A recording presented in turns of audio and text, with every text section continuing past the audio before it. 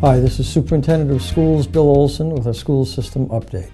I want to thank all of you who have participated in the school calendar survey. Over the last several weeks, we've conducted a survey asking you and the staff members about your feelings about vacation periods, the start of the school year, and you've provided us with some excellent answers, some elaboration on some of the questions that we have asked, and your comments are very thoughtful and very much appreciated.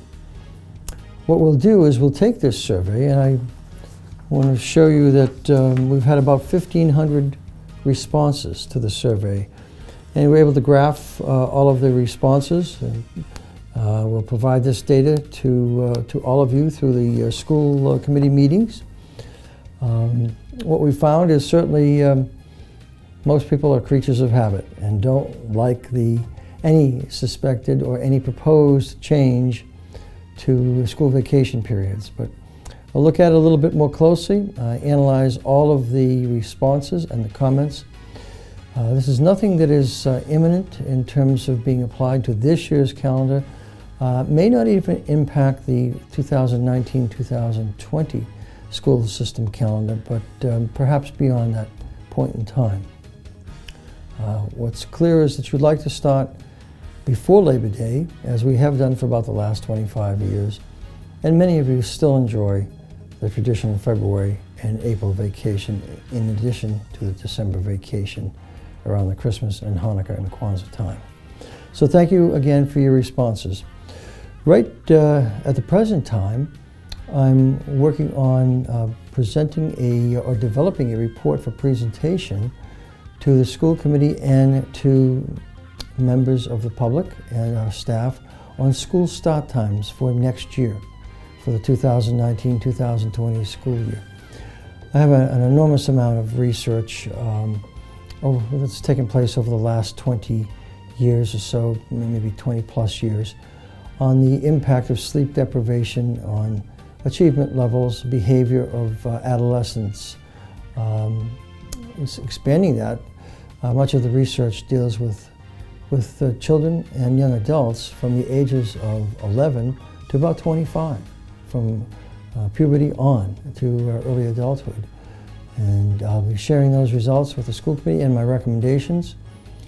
That's one of my goals for next year, is to have a later start time for the middle and high school students without really making a significant sacrifice at all to the optimal learning time of elementary students. We don't want to make one group of students have a more advantageous learning time at the detriment or to the detriment of another group of students. So I look forward to meeting with you in community meetings. We'll have a couple, 2 or 3, where I'll present the research and talk about my plan for next school year that ultimately needs to be approved by the school committee.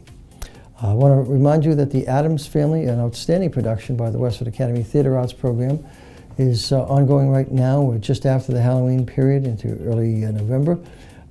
Performances on certain nights will go through November 11th. And we want to congratulate, it's an outstanding production, congratulate the students and staff who are involved in this production. As I've always said to you, I think we have the finest theatre arts program in all of New England.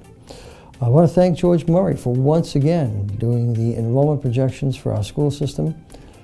This is probably about the 25th year, or maybe even the 30th year that George has done this free of charge. He does a very sophisticated enrollment projection based on historical trends in enrollments and developing a cohort survival ratio methodology that he applies to the enrollments, the October 1st enrollments each year. Those are the official enrollments that we use to report to the Department of Education. At this time of year also, sometimes students from school systems in the 8th grade go to visit Neshoba Valley Technical High School. Some school systems don't allow their students to attend the school to see what it's like. I have always done that, because my feeling is we have 2 excellent high schools in Westford. We have Westford Academy and we have Neshoba Valley Technical High School, both of which provide an excellent education to students.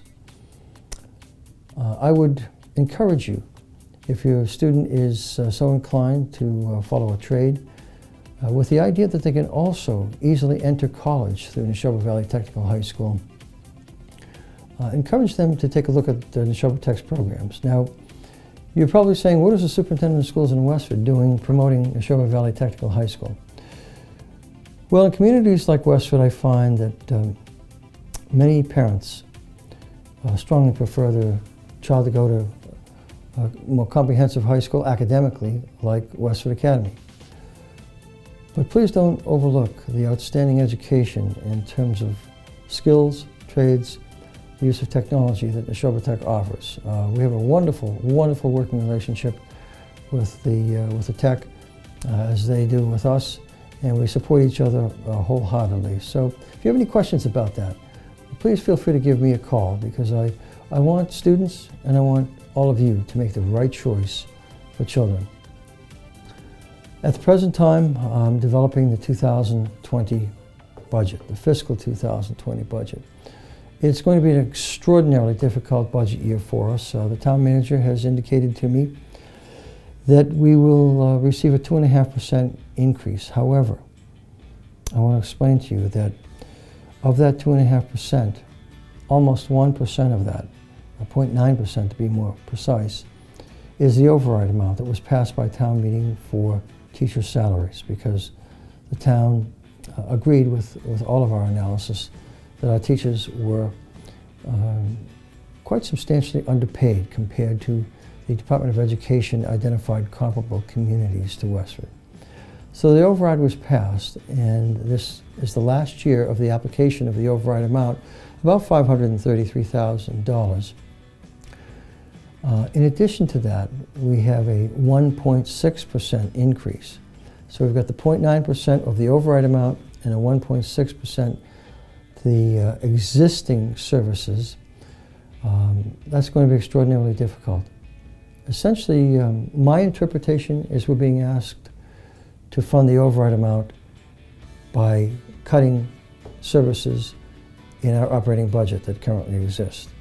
And I'm not sure that that was the intent of the override. Now, we'll work with the town manager, we'll work with the school committee, board of selectmen, and the finance committee to do our best to make our budget meet the town manager's parameters. But to do so, I believe, is going to require a reduction to existing service levels, personnel, services, materials, supplies, could be other ancillary services, sports, transportation, etc., of about $1.3 million. That needs to be refined, but my preliminary projection is that it might be $1.3 million in cuts to our existing school department services to make everything fit in terms of the town budget parameters. So stay tuned. I have told our administrators that in my last 12 years as superintendent, this is the most difficult budget year that we're facing going into fiscal 2020.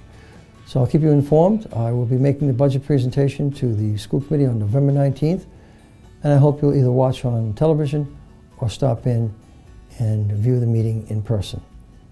Bill Olson, I wish you a happy Thanksgiving. If I don't have another cable program before then, it's a wonderful time of year, and look forward to seeing you next time.